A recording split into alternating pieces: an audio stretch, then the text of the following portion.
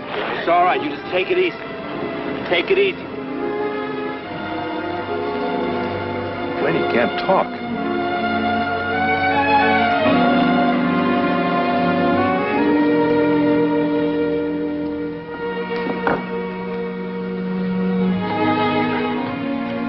Charlie, why don't we let Billy have a few minutes with his dad alone?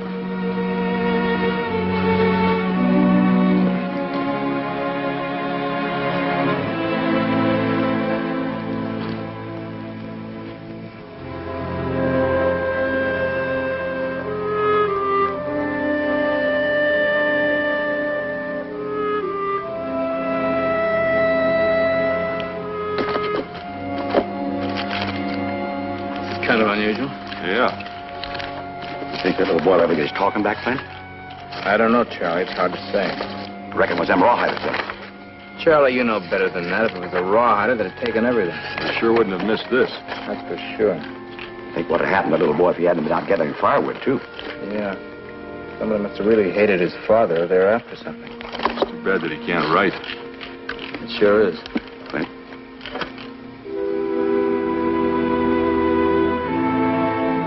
You look after this for him and get on back to the train. I'll get the boy.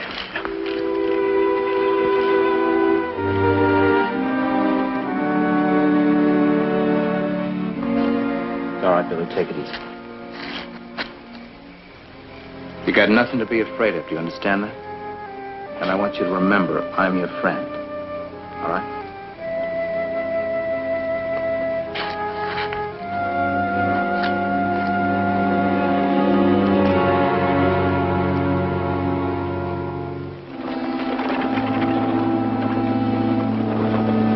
See anything? Like what? All wagons look alike to me.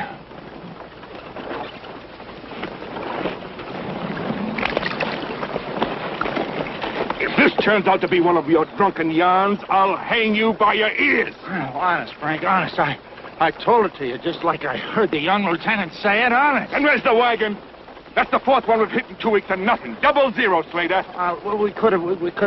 Look, there can be other trails from Tuscaloosa to the Humboldt crossing. I mean, we could have. He's right, Frank. There's no guarantee of joining that train down there. What? Well, sure, it could be behind them. Driving along nice and lonely. Yeah, just waiting for Mr. Frank Morgan to come along, huh? Yeah. Well, let's not keep it wait. No, because that wouldn't be gentlemanly, huh? Who said I was a gentleman, huh?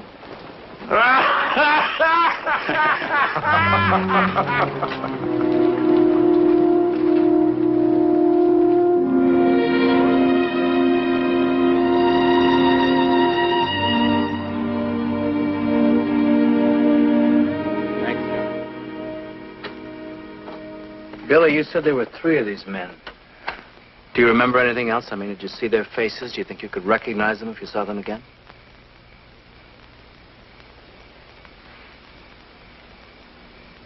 Billy, did your father have to leave home? I mean, was he running away from something or anybody? I'm sorry, I hate to keep asking you questions like this, but when I see the sheriff, I've got to know everything I can. What do you say you have some of Charlie's too, huh? He says it'll cure anything in the world. Should we make him prove it?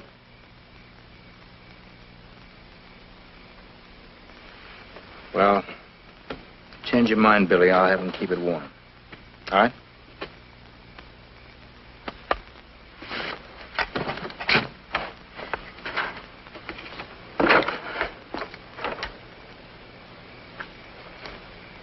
Ain't he going to eat?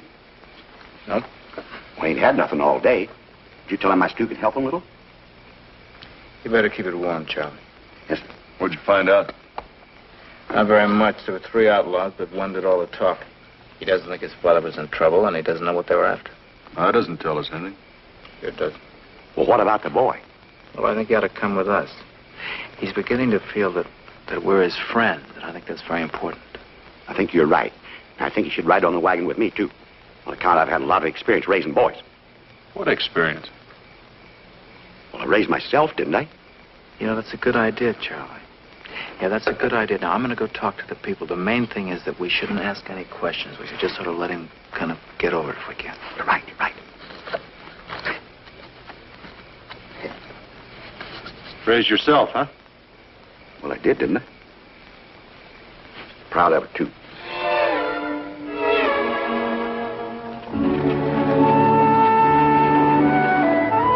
Oh, sir, Billy, you've never seen so many Indians in your life. There was Indians to the right of us, to the left. There was all around us. Old Hawk sent me out there, and finally I just raised up my gun. Bang! Well, it was there anyway. Huh.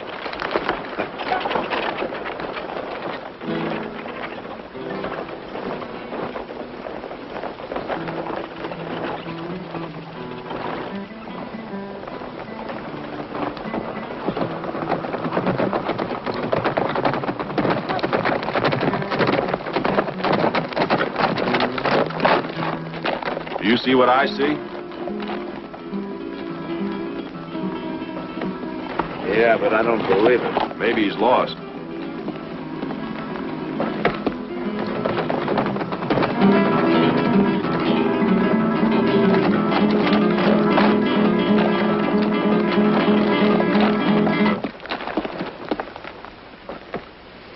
Ah, how do you do, gentlemen? Splendid day, isn't it? Bit warm, perhaps? Yeah, perhaps. Oh, excuse me, gentlemen. I am Daniel Denker, DM. The DM stands for? A doctor of musicology. I'm president, vice president, and sole worker of my company, which designs and manufactures musical instruments. I see. Where are you from? By birth and inclination, Philadelphia, Pennsylvania, but the necessity of business has recently made me a traveler. Pretty rugged country to be traveling alone in. Oh, well, I have a very valuable cargo of instruments here, which I've contracted to deliver to San Francisco, and I'm waiting here for Mr. Hale's wagon train. You're waiting for us? Oh, one of you two gentlemen is Mr. McCullough? That's right, that's me. This is Bill Hawks. You do? How are you? Where did you see Hale? In Logan. How did you get here before we did? Well, I was stranded in Logan, wondering how one navigates the formidable desert and mountains, and I overheard Mr. Hale trying to buy beef for his train. That doesn't explain how you got here ahead of us. Oh, well, I explained to Mr. Hale how anxious I was to reach San Francisco as soon as possible, and he told me about the shortcut across the mountains. It's no wonder that your wagon's such a wreck. It's a wonder you got here at all. Yes, Mr. Hale warned me that might be the case, but here I am, and here you are. Fate. Am I welcome? Yeah, I guess you're welcome, all right. But you'll have to change this cargo, move it to another wagon. Oh, no. Please, sir. I mean, couldn't you fix it? I'll pay for everything. No, I think that'd take us too long. It took me almost 2 weeks to pack these instruments perfectly. I'm afraid, well, they're very delicate. To try and repack them would take days. Well, I guess we can find you another wheel. At least we'll look for you. Thank you. Thank you very much. You know, Mr. Hale told me that I could meet no finer or friendlier group of people. He did not exaggerate, Mr. McCullough. Well, you don't want to believe everything you hear. Not out here. We'll see you later.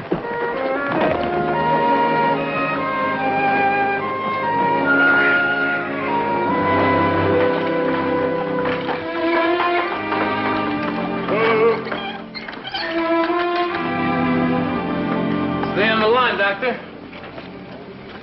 Folks, this is Dr. Daniel Denker. These are some of the people you'll be traveling with, Doctor. Ladies and gentlemen, I'm extremely honored to meet you. Oh, I know I look a bit strange to you, but after a few days when we have traveled together, perhaps you will consider me a friend. And among friends, of course, there can be no strangeness. Well. One pretty girl is good. 2 pretty girls, that's unbelievable. Now, if I tell you my name, will you tell me yours? You're Dr. Denker, and I won't take any medicine. Oh, but you won't have to. You see, I'm a doctor of music. Music gets sick? Only when I play it. Well, how do you do? And just in time for some candy. Candy? What kind? What kind? Let me see.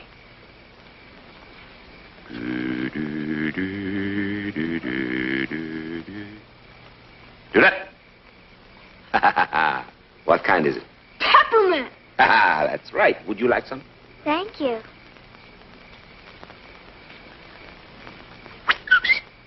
Gee, how about me, sir? Thank you. You, of course. You, and for you, and even for you. Now, watch. Closely. Nothing. And nothing. Right? But. Flugel, woogel, wargily, woo. And out comes...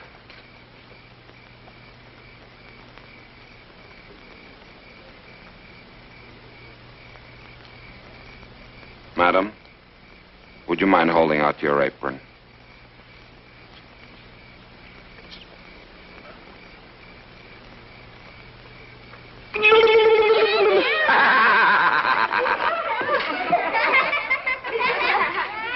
You're funny. Mommy says my daddy used to be funny once. He used to make us laugh. Shut your mouth, Laurie. Well, now, daddies can't be funny all the time, you know. They have to worry about their pretty little girls.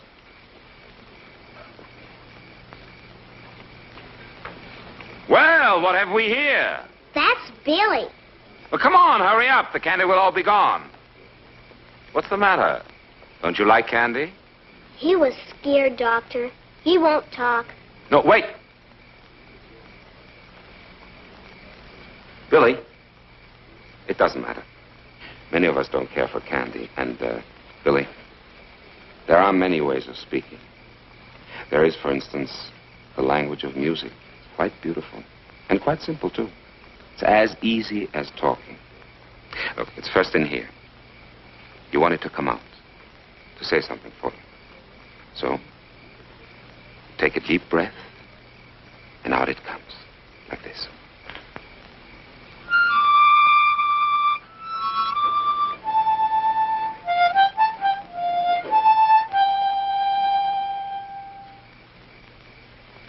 Here, you try it.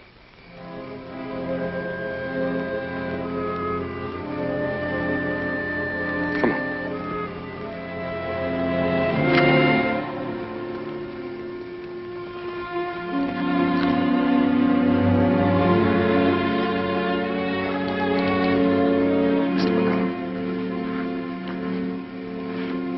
What could do a thing like this? We're not sure, Doctor. We think that he saw his father die. Die? Saw his father murdered, you mean?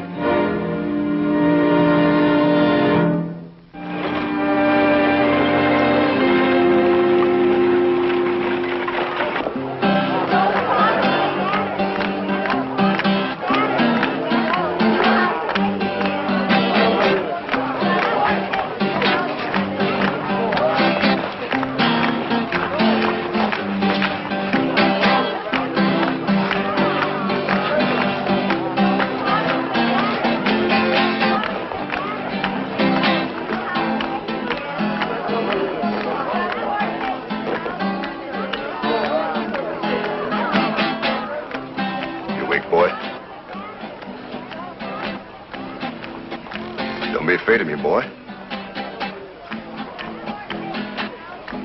Listen to them laughing and dancing out there like there ain't no suffering in the world. We know it different, don't we, boy? You want to talk again, don't you? But then you listen to me. You get vengeance in your heart for the men who killed your pa. See this eye? My leg. Wood, that's what it is. Wood.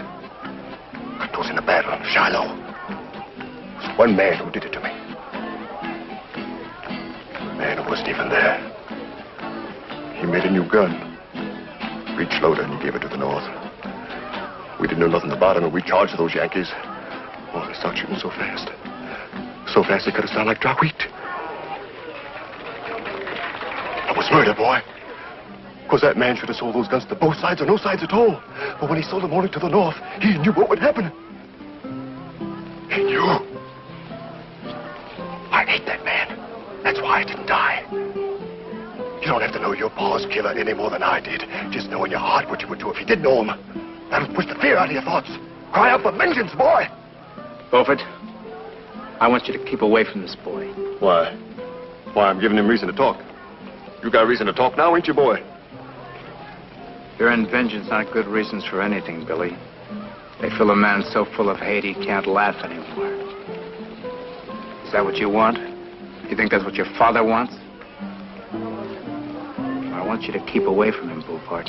As long as we're on the train, you stay away from him. I won't tell you again.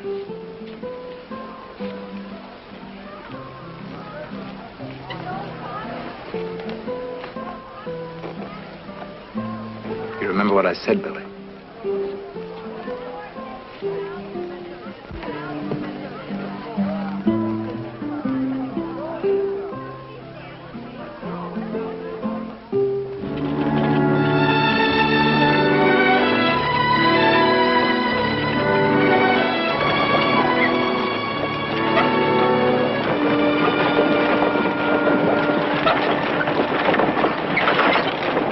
Charlie, how long are you going to wear that derby? Well, for the rest of my life, if it's any concern of yours, it makes me look distinguished. Don't it, Billy? See there? That's what I've noticed.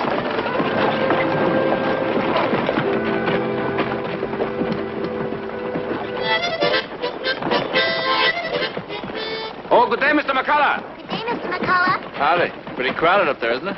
Well, there's always room for Billy if he changes his mind. I wish you would. Keep trying. Play some more, Uncle Daniel, please.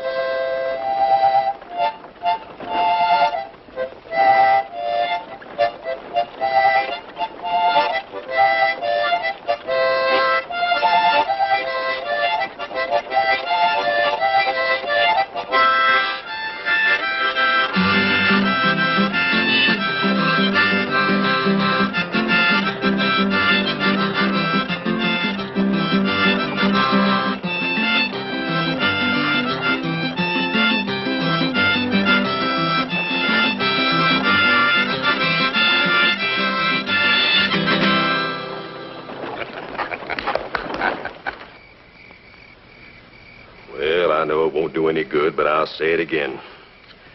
If you want to trust that Denker fella, you go right ahead.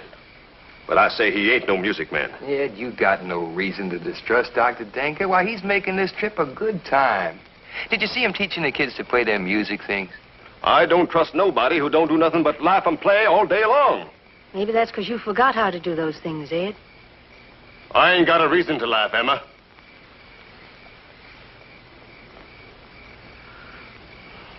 Now, you listen to me. He's been here 4 days now, and every day wearing different clothes. Why, them mules, the finest mules I've ever seen. They cost a lot of money, George. Musicians don't make a lot of money. Why, every fiddler in my town was always looking to borrow. Dr. Denker ain't like a fiddler, Ed. All right, all right. But ever since he got here, my leg's been pounding something awful. And my leg ain't never been wrong yet.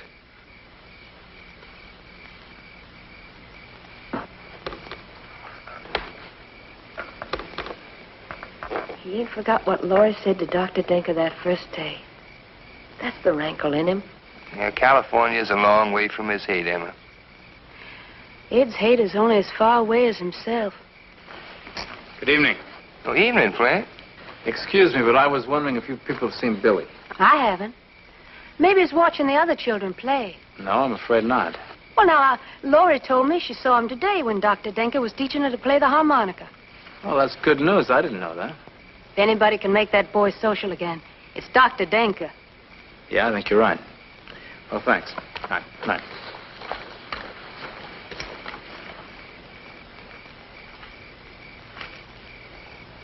Good evening, Master Latham. No, Billy, please, wait. I must ask you a favor. You see, I have a very difficult decision to make. And since you've been watching our little orchestra practice every day, I thought you would be the best person to help me. You see, I have to decide whether Joey should play the harmonica or the cymbal. Well, he doesn't play either one too well, but he is a little better on the cymbal. Well, harmonica is a difficult instrument. Not just anybody can play it. Anyway, what should I do about Joey? Let him play the harmonica or the cymbal? Harmonica or cymbal?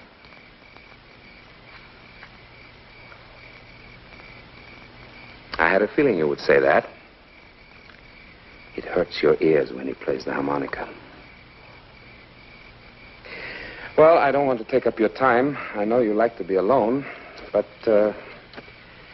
if I could get somebody to play the harmonica, to learn to play it, then I would feel a little easier in my mind about Joey playing the cymbal. Well, now, who could...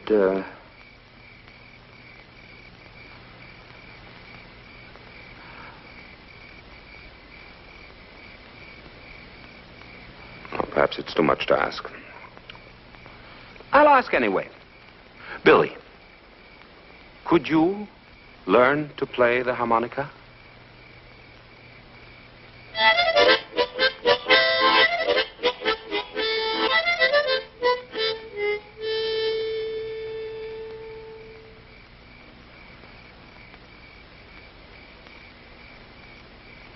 Here.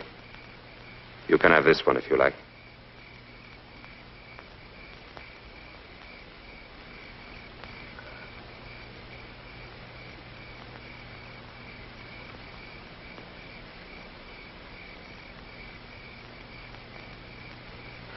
I know it's difficult. I quite understand. Well, I mustn't take any more of your time. You have been very kind and very helpful.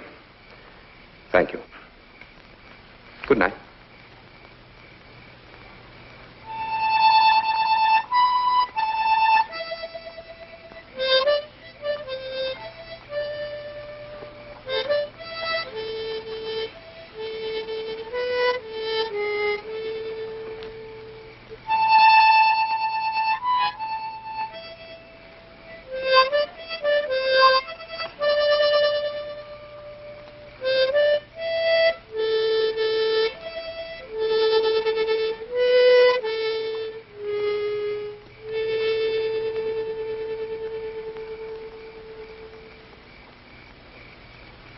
It'll do any good?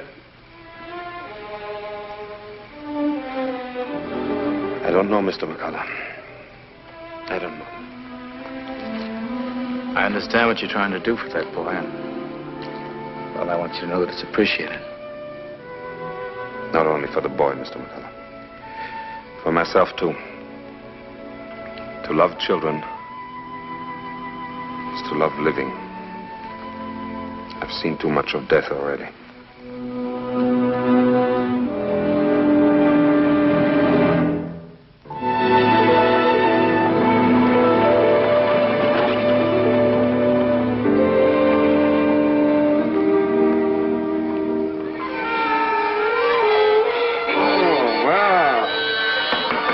Philharmonic Orchestra is assembled, I see. Yes, but I want to play all by myself this time. What, a soloist already, Well, we shall see. At the moment, we'll all play together, please. Ladies and gentlemen, be seated. We shall now play Beethoven's 10th Symphony. Ready?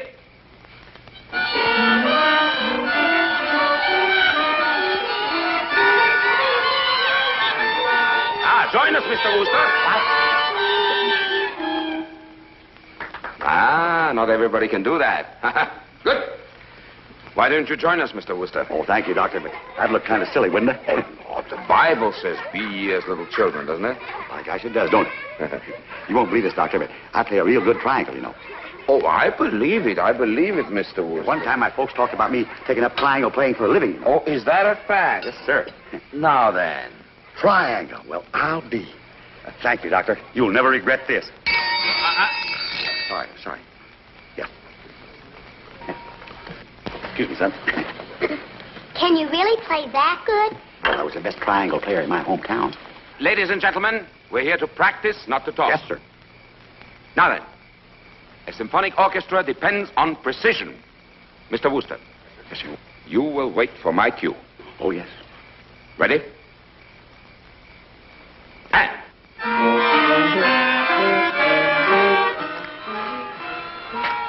Looks to me like when a doc's musician there needs a shave.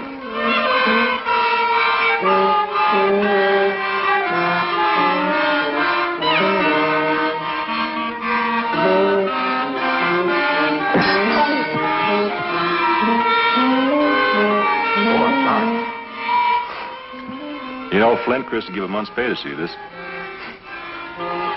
Hey, look.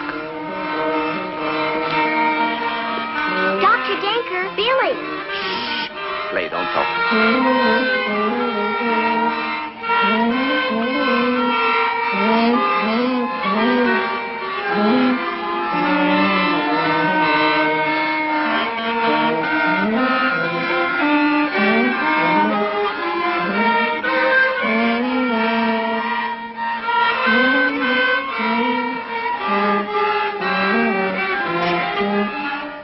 Yes, good evening, Master Latham. What can I do for you? Yes, my boy. Come on, boy, do it. Well, I'm afraid I don't understand. Monica.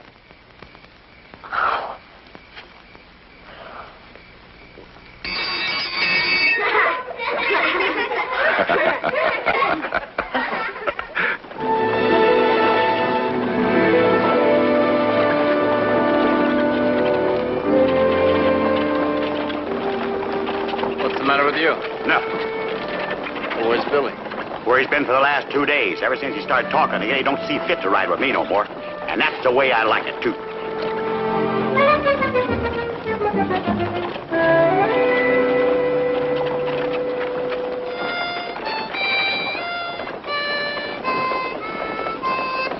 Sounds great. Oh, you'll be a real virtuoso. How you feeling, Billy? No. Only horses nod. I'm fine. Still a little tight, but we're getting better. Huh, Billy? Better all the time. Come on. Scales.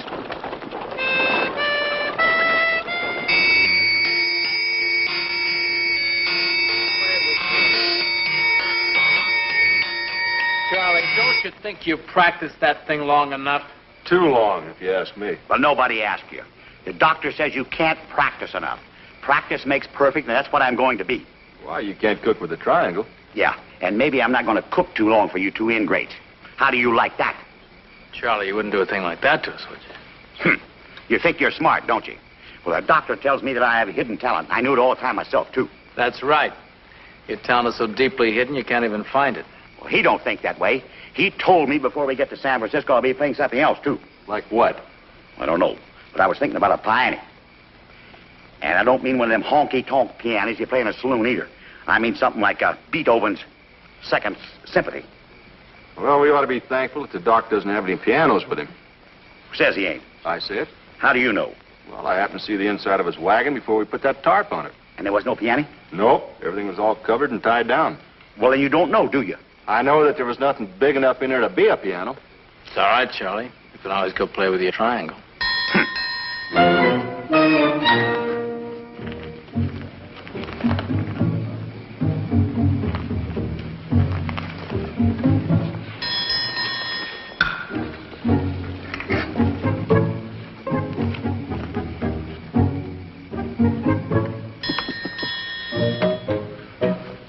Hawks don't know everything. They could be all sizes of pianos, you know.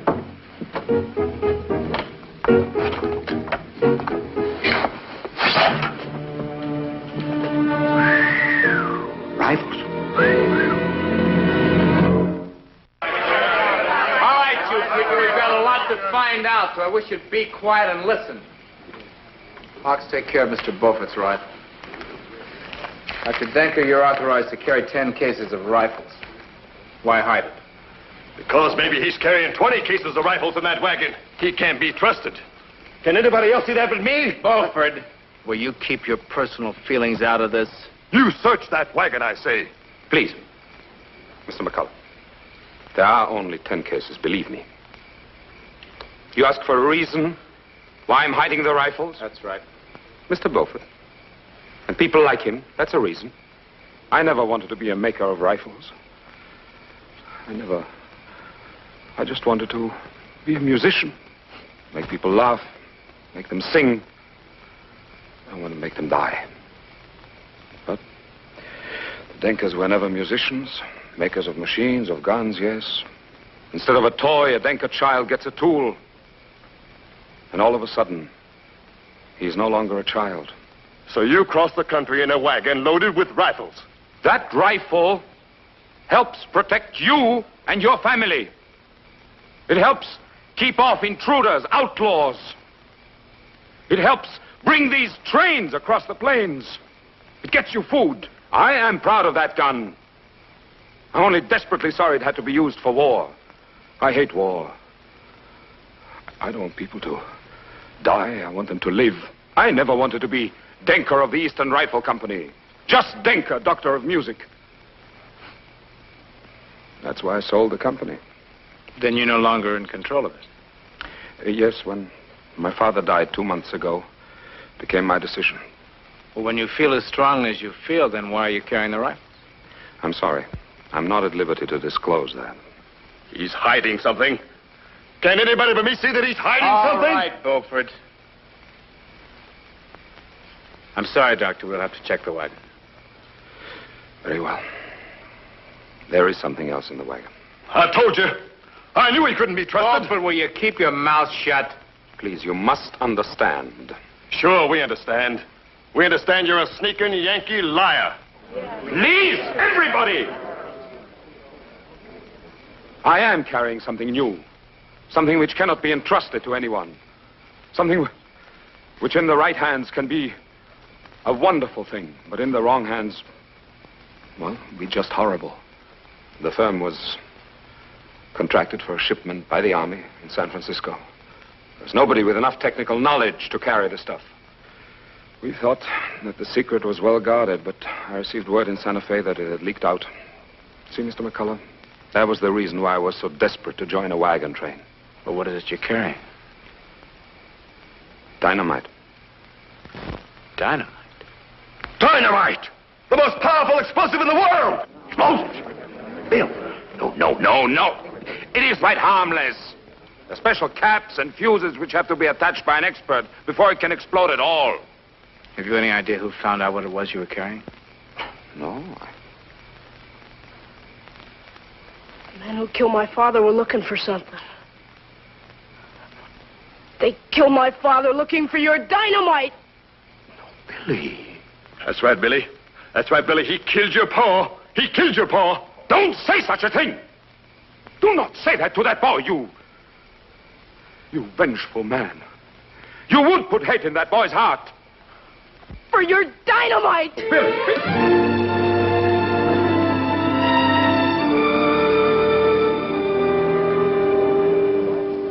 The sand covering it keeps the heat in a while. This one's still a mite warm at the bottom. I'd say it was burning just this noon. Then the train can't be more than 10, 12 miles ahead of us. 15, maybe. No more than that. Well, I hope we can cook up some coffee. I'm about dead. You'll be dead, all right, if we don't find that wagon. Bet you see who it is. Come on.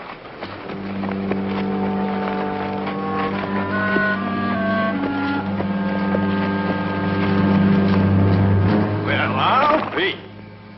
What are you doing out here alone, boy? I'm going to California. You'll never get there going in this direction. Hey, Morgan.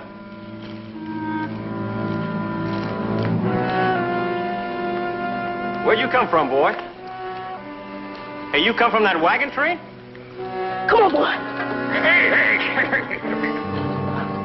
Hey, a feisty little mite, ain't he, huh? You did it. You killed my pa. What did you do it for? We didn't have nothing. Dr. Denker, he's the one with the guns and the dynamite. Who's got it? What did you do it for? We didn't have nothing. Stop yelling. Why did you kill him? Your pa gets shot near Cray Springs. Well, your pa should have answered some questions like I want you to. You understand?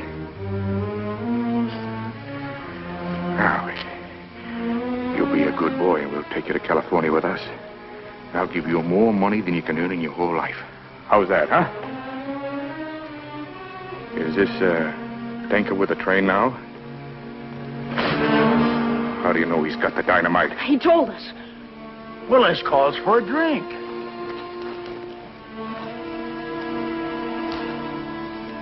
We're 15 miles from stuff that's going to make us the richest men in this country. We're going to be blasting open banks from here to California. And all you worry about is a swig of cheap whiskey. Come on, boy.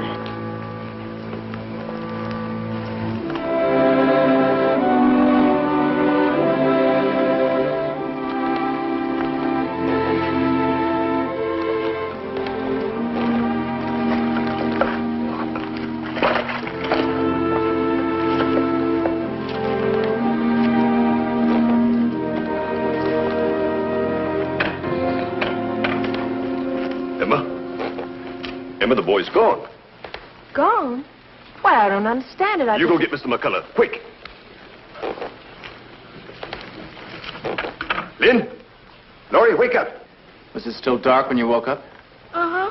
But Billy was sleeping. I saw him. You sure of that? Took the horse all right, Flint. We'll search for him. With a nose like mine, I'll smell him out in no time. We'll backtrack and catch up with you later. Fine. All right, you kids run back and see your mother, but if you think of anything else, you be sure and let me know. Huh? Please, Mr. McCullough. I would like to do something. Ain't you satisfied with what you've done already? Take your guns and dynamite and get out. You'd better go, Dr. Denker. I hope you people are finished because I've heard enough of this talk. You sound like a bunch of executioners.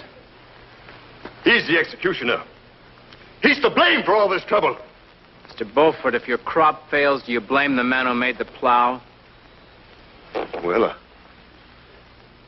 And if you prick your finger when you're sewing, do you blame the needle maker? Any evil that exists in a gun exists because of the man who uses it, not the man who made it. I hope that's enough of this talk. We've got a boy to find.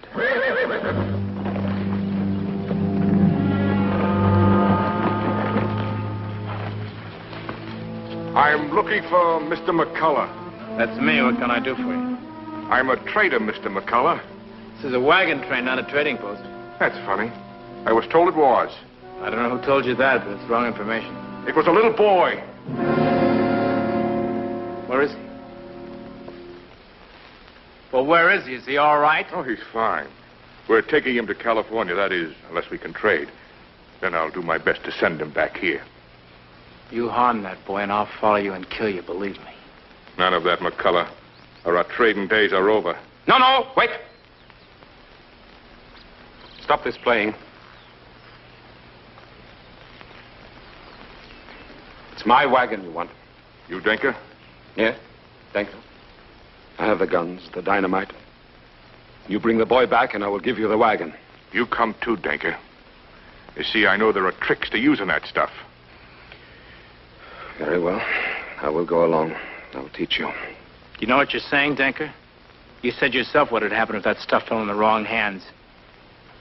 You let me handle The kid, McCullough, the kid! My friends will take him to California with him. Stop wasting time.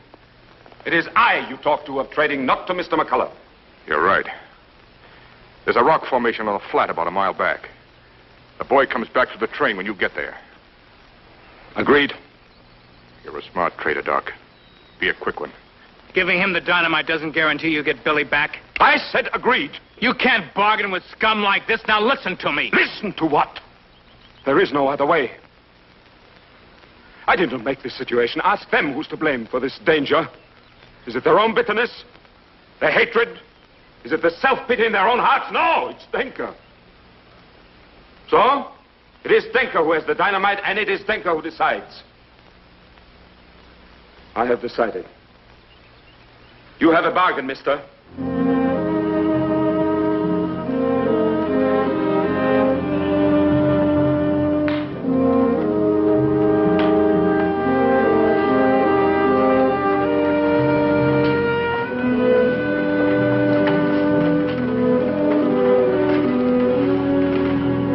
Flint, maybe I can talk him into letting us hide in the wagon.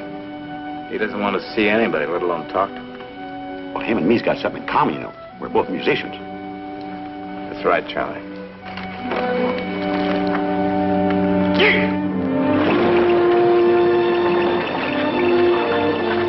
Let's try it our own way, Bill. As soon as he's out of sight, we'll go out behind that rock formation. The main thing we have to do is just come in behind him before we hit him. All right, let's go. Take it, Bill. Still can't see why I can't go along. Three's bound to be better than two.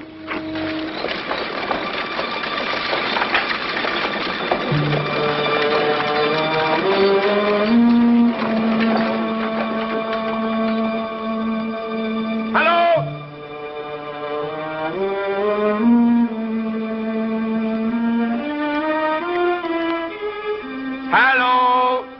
I also do not like to waste time, sir.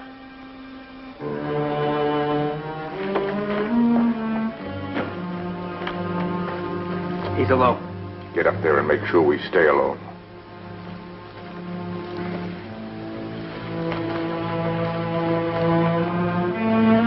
Told you I don't want to go back to the train. You do like I say, kid.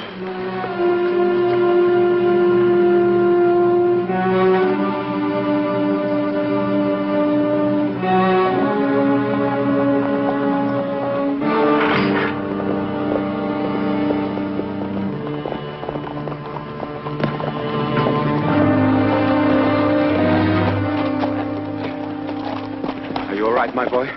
I can take care of myself all right. Why don't you just leave me alone?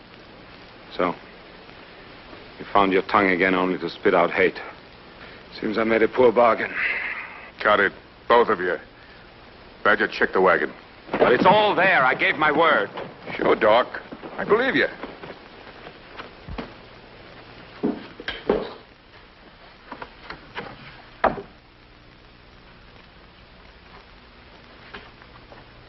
Three boxes, Frank. 3 boxes of the stuff. I told you, I'm a man of honor.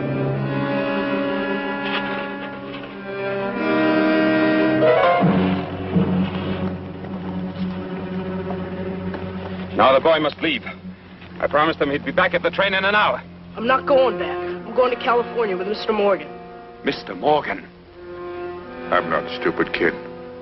All you're waiting for is a chance to do me in. Not that I blame you, understand? Well, that's not so, Mr. Morgan.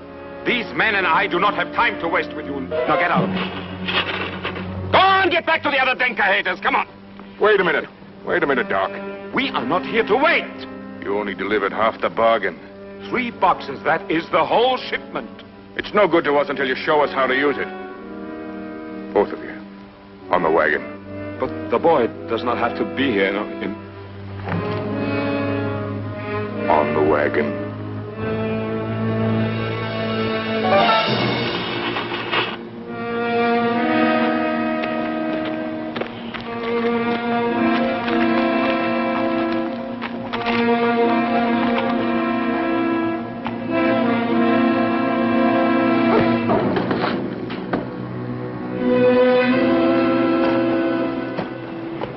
Billy, when I yell, you ride hard.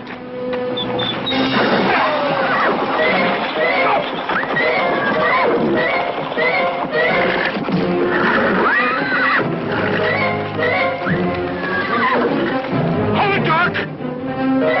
No! Go back! Go back! The dynamite is going to explode! Dynamite? Why, you did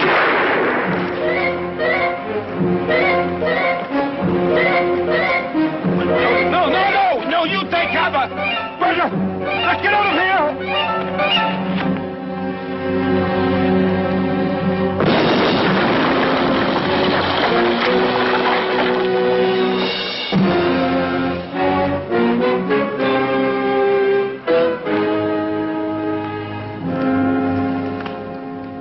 You 3 gentlemen should be very proud of yourselves. You know, trying to take advantage of a nice man like Dr. Denker. Huh. Well, you wanted to blow things up, and you did. So you ain't got no complaint coming. None whatsoever. Just try to get a bandaging job like this down in that jail at Tahoe's where you're going.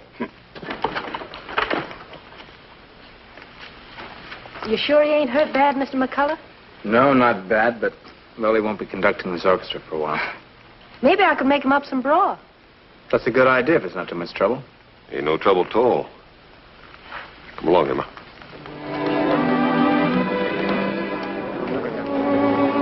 Emma makes fine broth, Dr. Denker.